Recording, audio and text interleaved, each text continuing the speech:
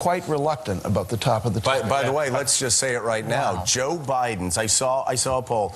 Joe Biden's approval rating in Scranton, Pennsylvania, 57%. Hillary Clinton's in Scranton, Pennsylvania, 23%. Let's talk about the wrong Democrat may have ran. Talk about the donkey in the room, though. We all have respect for Secretary Clinton, but as of the tally right now, Donald Trump has fewer votes than Mitt Romney got when Mitt Romney lost. There'll be more votes coming in, but Secretary Clinton never gave people a reason to vote. No, not just working class white voters. The server mattered. It did, but Donald Trump mattered. Donald Trump, whenever I went to a Trump event, they loved Trump and his message. They did not like Hillary Clinton, to say the least. If you went to a Clinton event, they didn't like Donald Trump, but too many people did not have enthusiasm. John, this is what Casey Hunt said last week. And you know what? Generals always fight the last battle and lose. I was so educated by 2012. Barack Obama running a joyless campaign, having terrible debate performances, having dead crowds, and thinking, maybe Romney wins, right? Well, this year it actually did matter. The crowds did matter. Like Trump had said all along, well, we all mocked him. Casey Hunt on the show last week said, I go to all these Clinton rallies. It doesn't sound like the rally of somebody who's about to get elected. You know, you heard these murmurs for months that Secretary Clinton was underperforming with the members of the Obama coalition. And it really turned out to be manifestly true yesterday that she, he has Mark's really important point that Donald Trump did not wildly outperform, in fact, in some ways underperform Mitt Romney in terms of the number of votes he got across the country. But she just did not get anything like the kind of support from this new coalition that Barack Obama seemed to have built for the party over the course of the last two cycles. Willie's example, I think, is more atypical in Iowa, where she did as well as Barack Obama with any big given segment. She just was not the candidate who could excite and energize the members of this new ascending coalition. Millennial voters did not pull it off. African-American voters did not pull it off. Even with Hispanic voters, on the basis of what we can tell last night, even with the worst possible candidate from a Republican standpoint, Donald Trump ended up performing as well as Mitt Romney with Hispanics last night. That's almost unfathomable, given the things that Donald Trump said. He did better in some exit polls. And the thing is, Willie, and that goes to her. I'll talk about the elephant in the room here, Willie. Everything that he's talked about, everything that we've all talked about, they could have seen it coming. They could, but the media was all in on this narrative, and it was just everybody was marching in lockstep. Clinton's going to win. Clinton's going to win. Early voting came out, and I was doing those little 270 to win maps. I immediately looked at early voting, and I moved North Carolina and Florida over to Trump. You would have thought I hung a Nazi flag in front of my house. And everybody was talking about Florida is in the bag. And I kept looking at the numbers, and I kept thinking, I know this state. I know North Florida.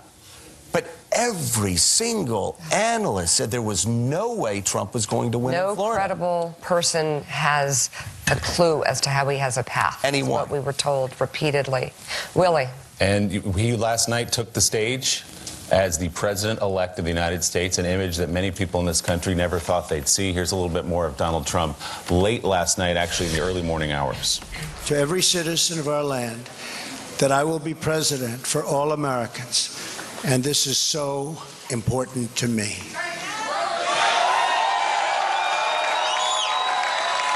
For those who have chosen not to support me in the past, of which there were a few people, I'm reaching out to you for your guidance and your help so that we can work together and unify our great country. Ours was not a campaign, but rather an incredible and great movement made up of millions of hardworking men and women who love their country and want a better, brighter future for themselves and for their family. It's a movement comprised of Americans from all races, religions, backgrounds, and beliefs who want and expect our government to serve the people, and serve the people it will. It's been what they call a historic event. But to be really historic, we have to do a great job. And I promise you that I will not let you down. We will do a great job. We will do a great job. I look very much forward to being your president. And hopefully at the end of 2 years or 3 years or 4 years or maybe even 8 years,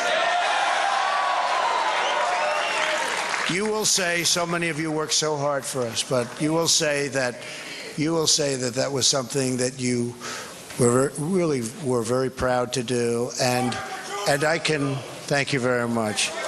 And I can only say that while the campaign is over, our work on this movement is now really just beginning. Really measured. Wow. He was, but now the country has to contend with something it didn't think it was going to have to contend with, a Donald Trump presidency. Will there be a wall? Will there be mass deportation? Will Muslims be banned from this country? There are questions that have to be taken very seriously now that he is the president-elect of the United States. Yes, no, and no. Right. Yes, no, and no. And Mike, Willie said nobody expected that. Very few people in mainstream media, very few people in Washington expected that. And especially even into the evening, the early exit polls came out. The word just spread like wildfire. This was going to be a massive Clinton victory. And I actually tweeted at the time, because Nate Cohn had a New York Times upshot, had a really funny tweet. He said, just a reminder, early exit polls are bad, but final exit polls are bad. And I said, just ask President Kerry. Talk about how last night at 7 o'clock, when everybody saw those exit polls and they were sure Hillary Clinton was sweeping to a landslide, talk about how that paralleled 2004 so much. Well, there's quite a parallel to 2004. The exit polls came in. They were very encouraging for Senator Kerry's candidacy. By 9 o'clock, they were still quite encouraging, and a couple of individual states were really encouraging, to the point where Bob Shrum, who was with you last week in Los Angeles and is a very skilled operative, one of the best in the country, went to John Kerry in the Copley Westin Hotel in Senator Kerry's room and said, "Let me be the first to shake your hand, Mr. President." Wow. That was at about 9:15 on that evening, Election Day 2004. Last night, I was speaking to someone in the Clinton campaign at about 9:30, and they were still very encouraged by exit polling that they were getting from Michigan, Wisconsin, and Pennsylvania. Pennsylvania, unbelievable. That would rock you to your shoes. We have got a lot ahead.